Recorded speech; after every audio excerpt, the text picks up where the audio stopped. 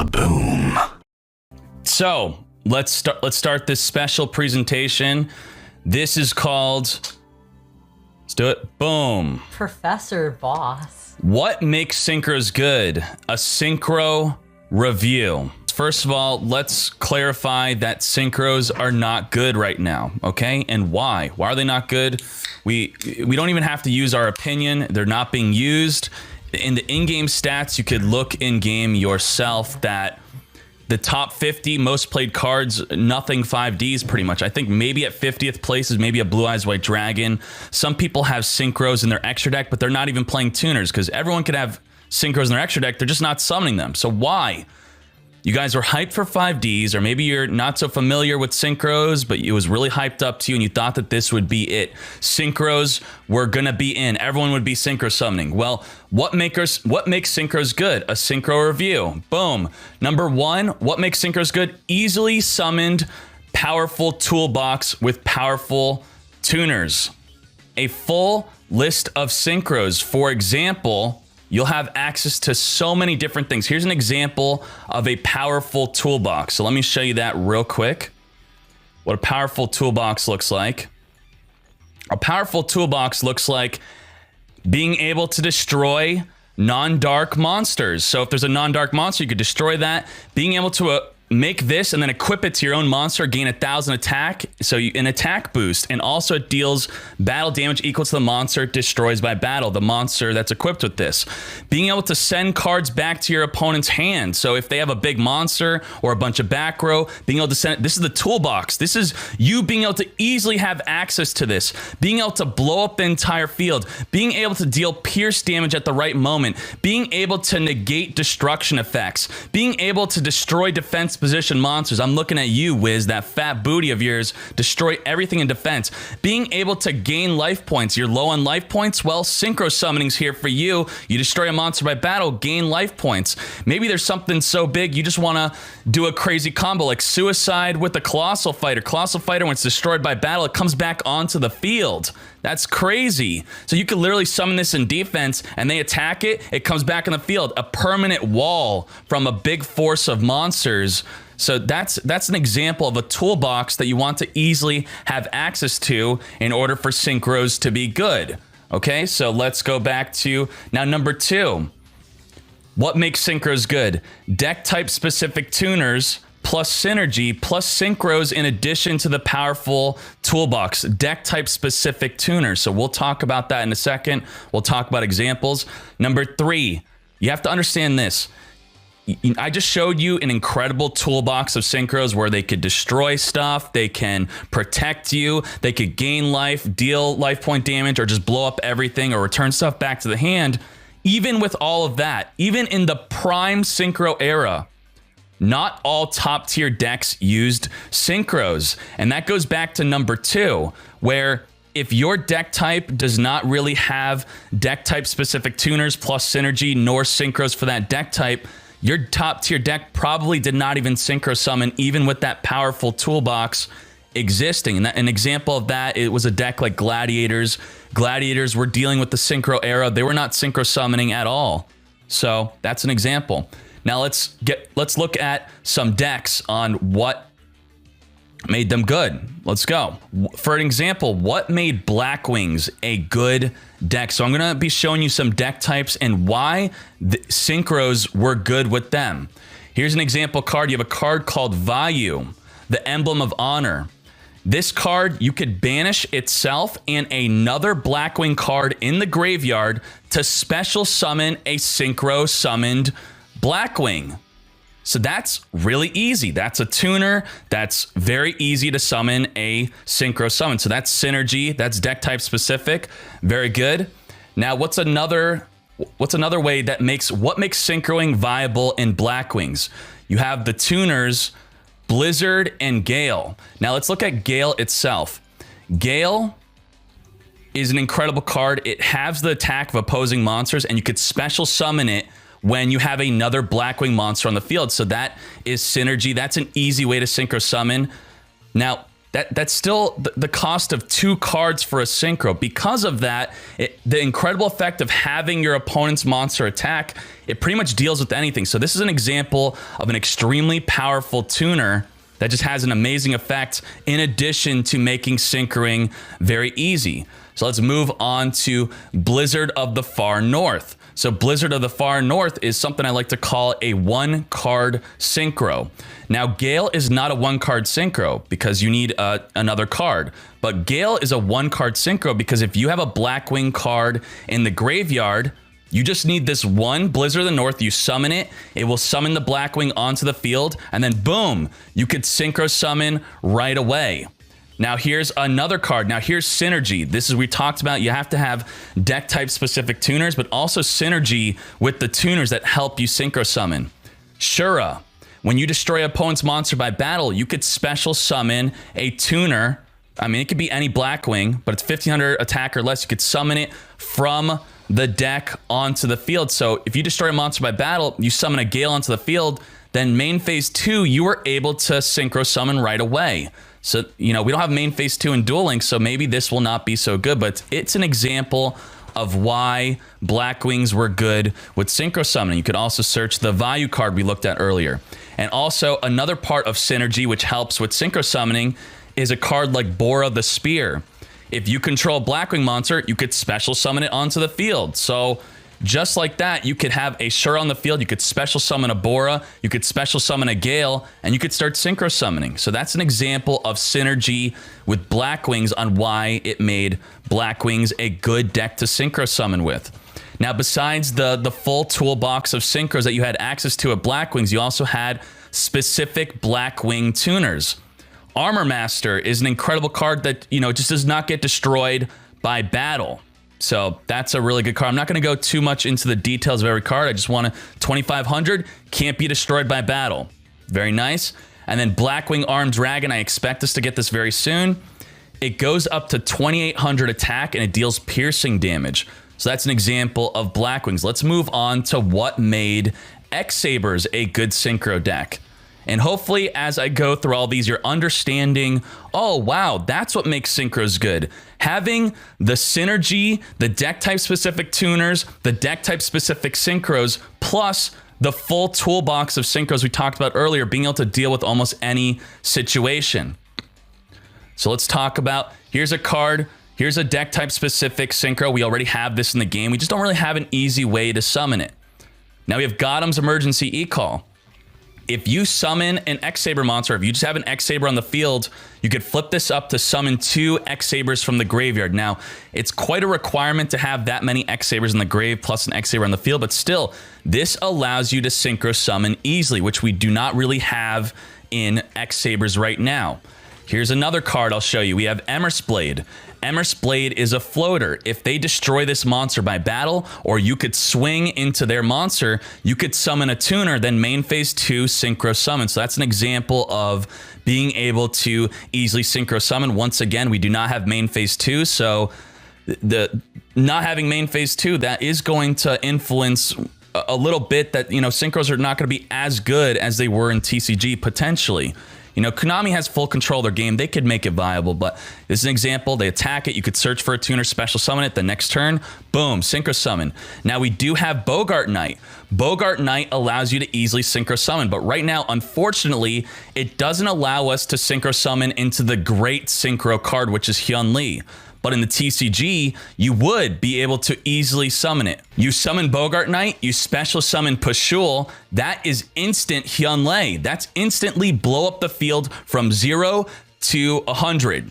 There you go. So that's an example of why maybe X-Sabers are not top tier, because Konami did not give us an easy way to summon Hyun Lee. You know, that you're getting the broad picture here, the synergy, the deck type specific tuners, in addition to having the full toolbox.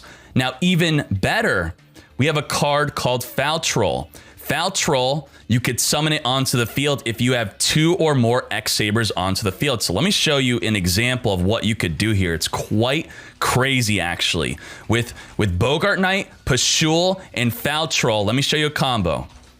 And it's, you know, stuff we can't do in Duel Links. And, you know, cards we're waiting for but to make synchros viable.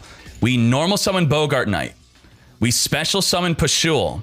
Then we special summon Falchol. Remember, we only have 3 monster slots in the field. Now we're going to Pashul and Bogart Knight are going to create Hyunlei. We're going to blow up their 3 back rows. Now, Falchol has an additional effect where once per turn, you could special summon an X-Saber from the graveyard. So now the Pashul you just used for the Synchro, you special summon it back onto the field. Now with this, you could Synchro summon again. Now after Hyunlei blowing up the back row, you're going to use Hyunlei and Pashul for a Stardust Dragon. That's an example of a common Synchro play with X-Sabers in the TCG. Okay, now let's look at even more. Here's a crazy card we had, a 1-card Synchro. Rescue Cat. Rescue Cat was used in X-Sabers. This is a 1-card. I have nothing on the field. It's my first turn in the TCG. You could summon Rescue Cat. You could tribute it, and then you could special summon 2 X-Sabers from your deck onto the field. There you go. So with 1 card, you could summon these 2 onto the field, and then boom, you have a Hyunlei, instant Hyunlei. And you search.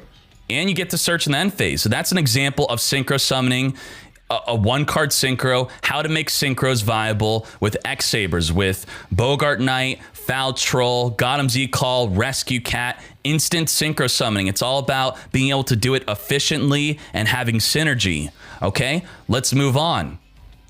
Now, I'm going to move on to powerful tuners. Now, these tuners are not tied to a deck type specific thing. So these are just powerful tuners. Easily summoned, we talked about number 2, deck type specific tuners plus synergy plus synchros in addition to the powerful toolbox, okay?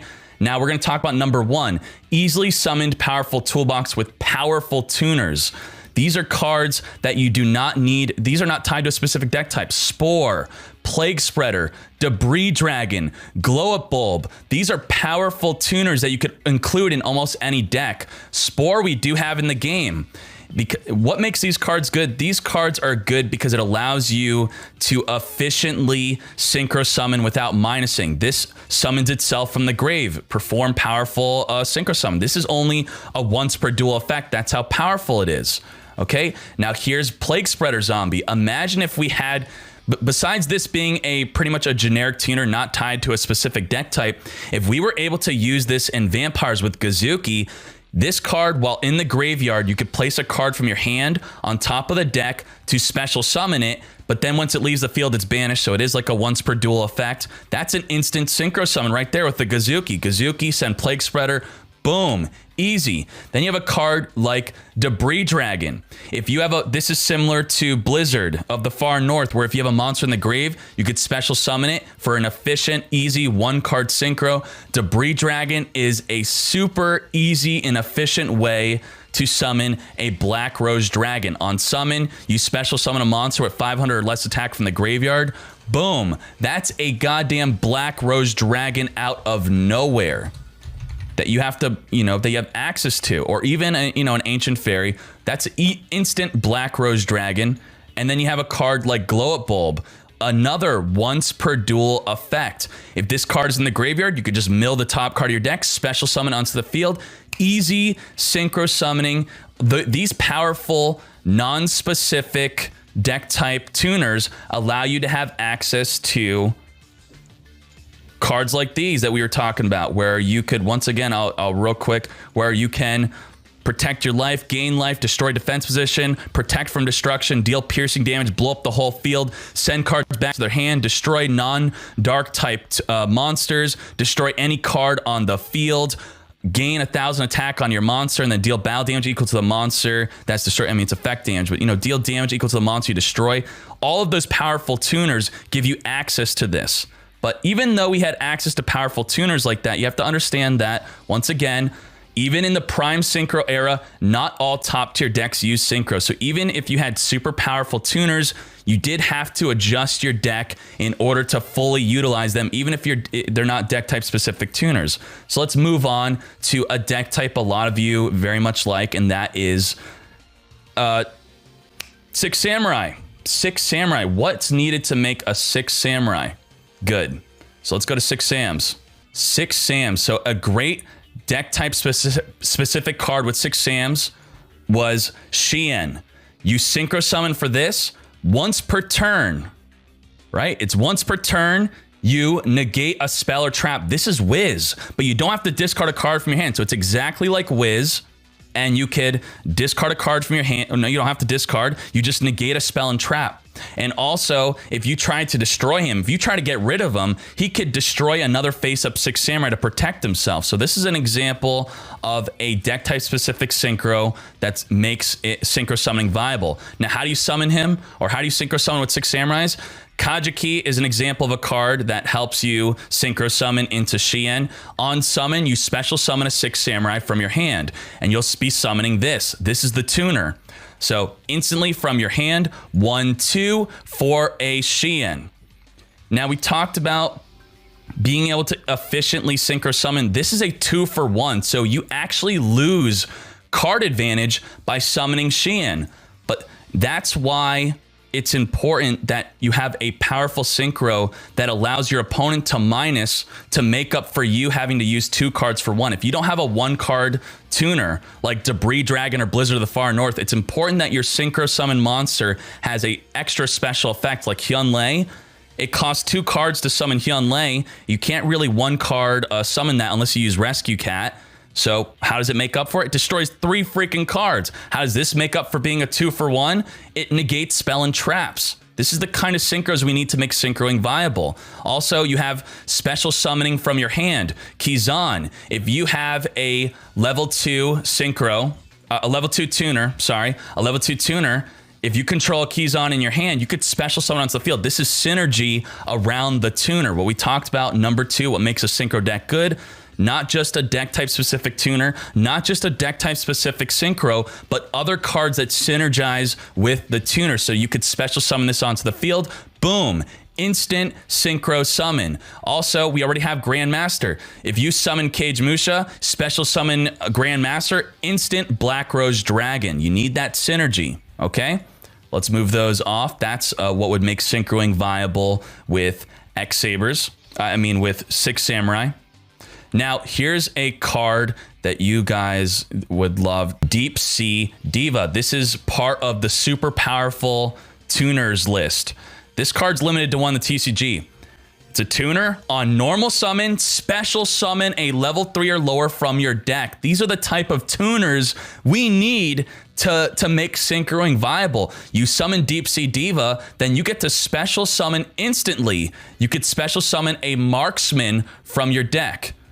Boom, that's an instant level 5 synchro. Or even better, you have marksman in your hand and you special summon an infantry. So your deck already synergizes with infantry and all that good stuff. So you Deep Sea Diva, summon, special summon infantry. Infantry now allows you to normal summon a marksman from your hand, and that's an instant level 7 synchro off of 1 goddamn card. That's an instant Black Rose Dragon, or that's an instant, for example, a card that requires water non-tuners. This is tied to water cards. You could discard up to 2 cards and destroy the same amount on the field. That's instant, easy synchro summoning. That's how you make synchro summoning viable. Now let's see what else do I have to show you. Here's a very simple. This is what they're doing with deck types on how to make synchro summoning easy. We have Scrap Chimera. What does this do? On summon, special summon a scrap from the grave. That's a 1-card synchro. You normal summon Scrap Chimera, you special summon a tuner from the grave onto the field. Boom.